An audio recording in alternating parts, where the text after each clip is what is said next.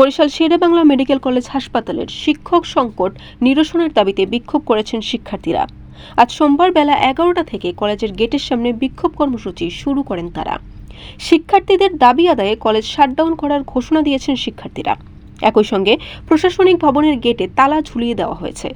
শিক্ষার্থীরা জানান, দেশের অন্যতম প্রধান চিকিৎসা শিক্ষা প্রতিষ্ঠান হিসেবে বরিশাল শেরেবাংলা মেডিকেল কলেজ গুরুত্বপূর্ণ ভূমিকা পালন করলেও বর্তমানে শিক্ষক সংকটের কারণে শিক্ষা ও স্বাস্থ্যসেবা উভয় ক্ষেত্রেই বড় চ্যালেঞ্জের সম্মুখীন হচ্ছেন।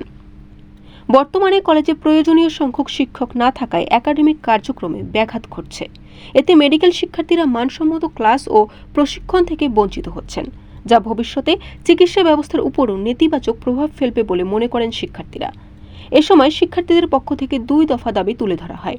এর মধ্যে অনতিবিলম্বে মেডিকেল কলেজের সকল ডিপার্টমেন্টের শূন্য পদগুলোতে শিক্ষক পদায়ন করা, অবিলম্বে কমিউনিটি মেডিসিন, মাইক্রোবায়োলজি, প্যাথোলজি ও অন্যান্য ডিপার্টমেন্টের বদলিকৃত শিক্ষকদের তাদের স্বপদে পুনরায় পদায়ন করতে হবে এবং 24 ঘন্টার মধ্যে এই ব্যাপারে প্রজ্ঞাপন জারি করতে হবে।